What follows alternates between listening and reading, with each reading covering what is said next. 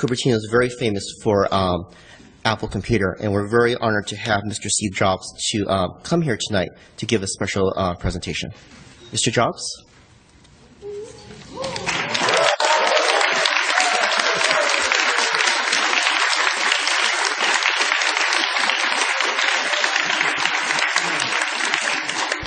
Welcome, Mr. Jobs. It looks like you have a fan club here. Thanks, yeah. Thank you.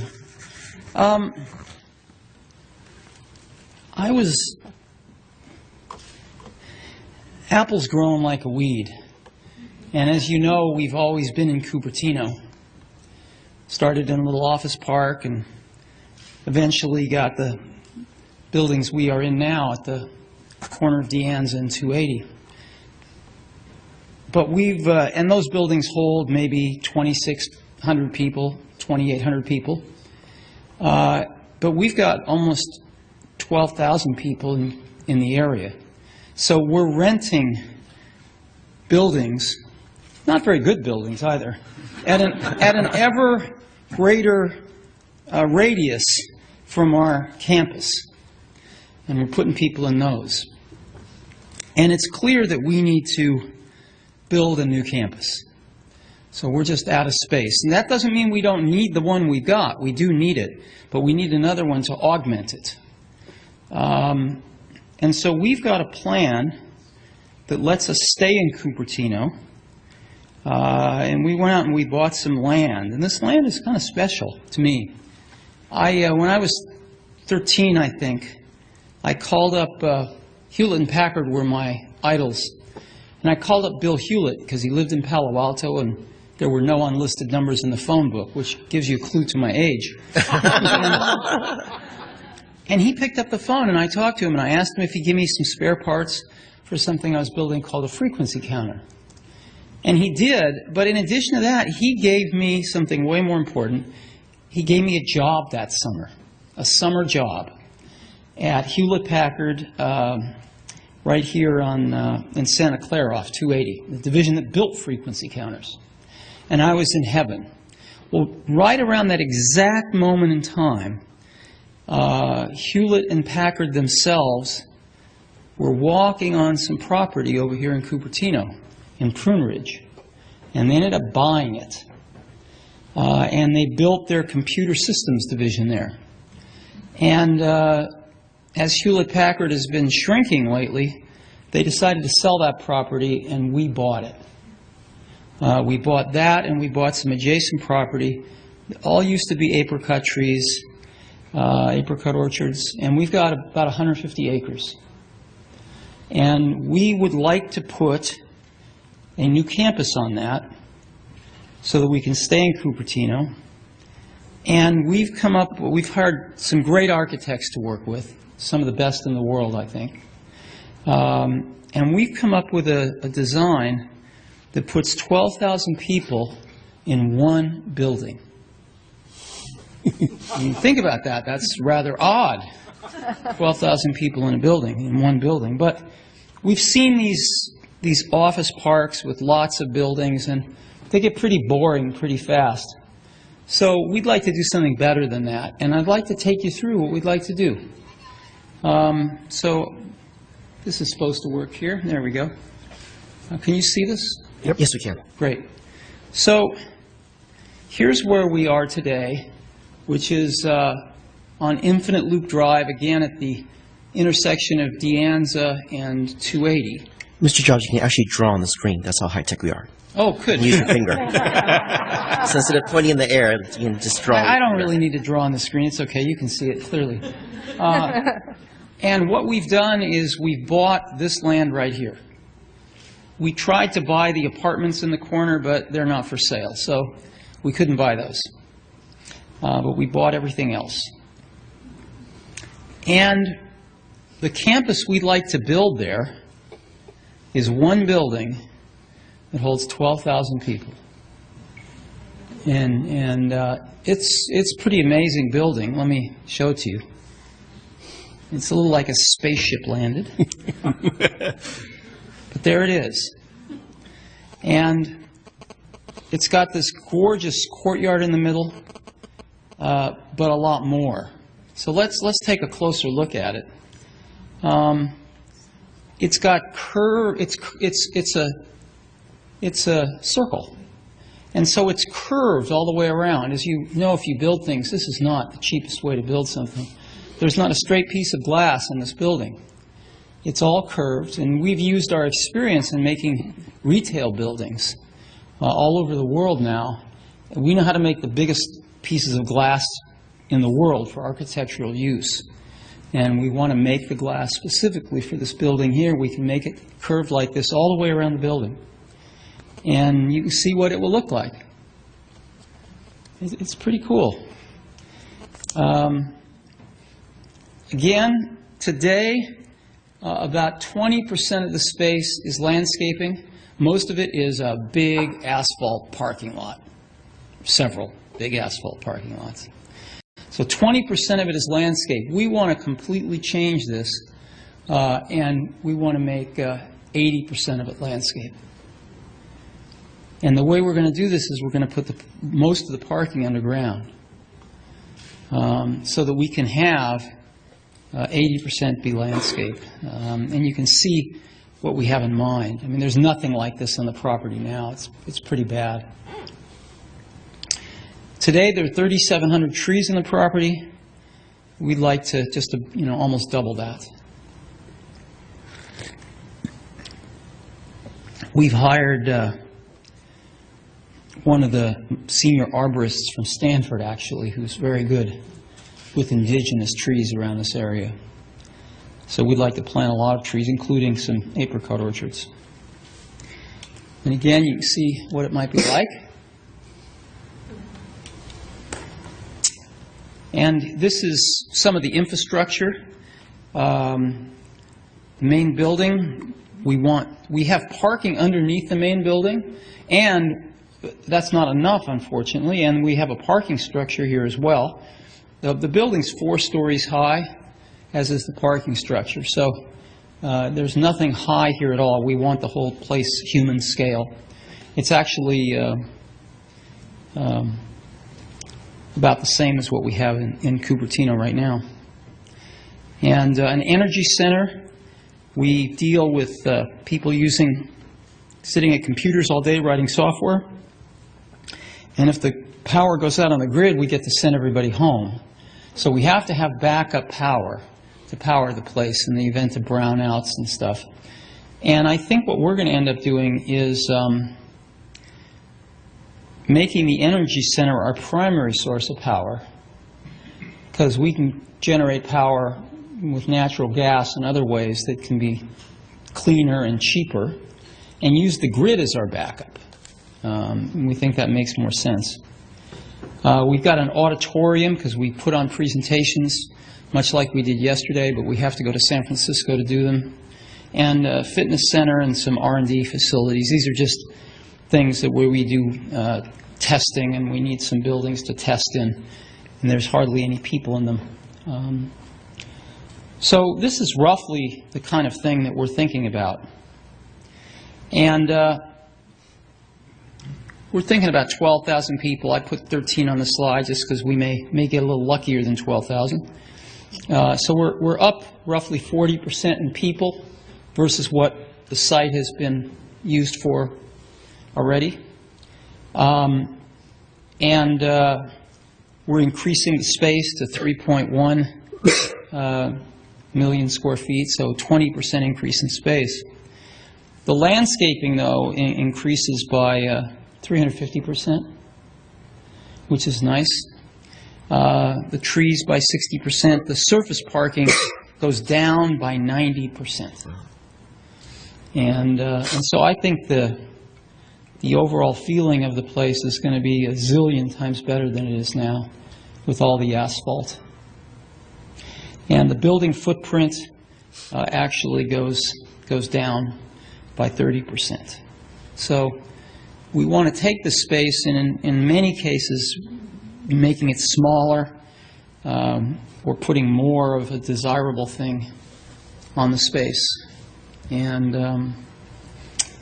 that's what we'd like to do. So just want to give you a look at it. This is a cafe We have cafes in our facilities, and this cafe will, feed the better part of 3,000 people at a sitting. Because that's what you need when you have 12,000 people in a campus. And so that's what we're looking at. And I'd love to answer any questions if you have any. Thank you, Mr. Jobs. And we're really excited that you call Apple our home. If you go to your shop at One Infinity Loop, you have a T-shirt that says the mothership has landed. And if you look at this picture, definitely the mothership has landed here in Cupertino. Mm-hmm. Is there any questions or comments from my council colleagues? Councilmember Wang? Hi, Steve. Hi. Quick question. I think people are curious as to know what this city residents can benefit from this new campus. Well, as you know, we're the largest taxpayer in Cupertino, so we'd like to continue to stay here and pay taxes. That's number one. Okay.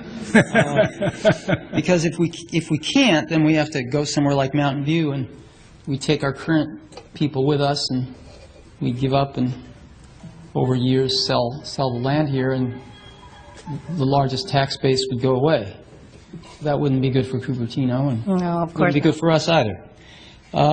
So that's number one. And number two, we employ some really talented, great people, and across the whole age spectrum. A lot of people right out of college, hire a lot of Stanford grads, etc.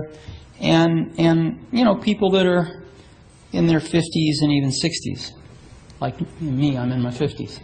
So I think that a lot of them want to live around where they work. We have a lot of people riding their bikes to work now. We also run a bus service. We've got 20 buses that run on biodiesel fuel. They're the cleanest buses you can buy. And we've got 20 of them doing routes all the way from San Francisco to Santa Cruz, bringing people in. And we think we do very well with that here. So those are the kinds of things I think could benefit Cupertino. An influx of a tax base, an influx of very talented people who are, getting paid. We put them in a fairly affluent group of people. And many of them would choose to make Cupertino their personal home as well as their professional home. I think there's a lot there. Plus, a whole lot of trees and true. And those are a lot less asphalt. Those are great things. I think it'd be more specific. It's that, do we get the free Wi-Fi or something like that? Well, see, I'm a simpleton. I've always had this view that we pay taxes and the city should do those things. That's why we pay taxes. Now, if we can get out of paying taxes, I'll be glad to put up Wi-Fi. We should use our sales tax, part of that, to provide the iPad or something to our residents and then get a free Wi-Fi. Yeah, I think we bring a lot more than a free Wi-Fi. And so... Totally agree. Well, thanks so much. Sure. Councilmember Honey? Yeah. So, first of all, it was interesting your throwback to HP. As a 35-year HP employee, most have been on the Cupertino campus in those buildings there. Obviously, felt sorry when I heard that they were consolidating and moving. But now that we've seen your plans, the word spectacular would be an understatement. And I think that everybody's going to appreciate what clearly is going to be the most elegant headquarters, at least in the U.S. that I've seen. So we definitely appreciate the work that's gone into it and look forward to working with you to move it through the process. Thank you. I think we do have a shot of building the best office building in the world. Now, I really do think architecture students will come here to see this. I think it could be that good. So, Yep, appreciate it. Yeah, thank you. Councilmember Chang? Yeah, Mr. Job, thank you very much for coming. We met, the city manager and I met Mr. Cook and Mr. Oppenmeyer and also Terry at your campus and see this, the concept. It's a very good one. I do have a question about, at that time they mentioned about the current Infinity Loop will remain the same. The employee will stay there, right? Yeah, we need both to hold everybody. So that one will host about 8,000, 9,000 people? No. 20. No, about 2,600. Oh, 2,600, okay. Yeah. And then this one will host 13,000, okay. 12,000. 12,000, okay. That's our current. All right. So then my concern is, last time I forgot to ask Terry about the safety issue, because you have only one building, has so many people there, so all the safety will be put into consideration, like a fire, everything. Oh, of course. Okay. Yeah, no, we spend a ton of time identifying and hiring what we think are the best people in the world at doing what we do. The last thing we want is for anybody to get hurt. Okay. So, yeah, of course, we're going to, I mean, the whole building has to be designed with pretty precise requirements for safety, but we'll even go beyond those. Sure. And then the second question is, because the increase of the employment, the resident is concerned also about the traffic. So you have any plan to alleviate the Well, traffic? we're not increasing the employment by much. You're not? No. Okay. It's by like 20%. So we're not increasing it by much. Okay. All right. Also, I know you care about the air quality. Yes. I understand that you are not allow any employees smoke inside the building, right? Correct. So. Both my parents died of lung cancer from smoking, so I'm a little sensitive on that topic. Sure. So I just want to let you know, be aware. I don't know you're aware or not. There's a Lehigh Southwest cement plant nearby has air pollution to this area. Are you concerned about that? Are you aware of that? What is it? The cement plant is polluting the air in the entire area. Cement plant, that's the Kaiser? Yeah, 24001 Stevens Creek. I grew up about 5 blocks away from that, maybe 6 blocks away. Oh, okay. So I'm pretty familiar with the Kaiser plant. Okay. And, yeah, I think it'd be great if the Kaiser plant wasn't there, but, you know, they bought the land fair and square, so probably they're not going anywhere. Okay. But if you kick Kaiser out, I wouldn't cry. All right, thank you. Thank you, Councilmember Chang. Councilmember Wang, you have a very quick question, right? Oh, yeah, very quick question. Steve, can you give us estimate timelines and when you plan to submit the plan and when you're going to do the groundbreaking and when we can see the real building? Yeah, well, I ask that question a lot of our people, too. We want to submit plans fairly quickly. We want to break ground next year, and we want to move in 2015. 2015? Yeah. Okay. All right, very good. Thank you so much. We're really honored to have you to be here. I know it's not easy to get you here. And I think your technologies really make everybody proud. And we put Cupertino in together with Apple. Now we're really proud of it. Well, thanks. We're proud to be in Cupertino, too.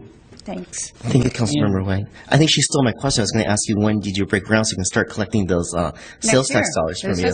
No, exactly. But, you know, when Chris and I met with Mr. Jobs, you know, I found out a little bit more about him, is that actually he is a hometown boy, graduated from Cupertino Middle School, where my daughter's going, went to Homestead High School. So Mr. Jobs is very well familiar with the city of Cupertino. So we're very fortunate that you found it here in Cupertino. You decided to expand here in Cupertino.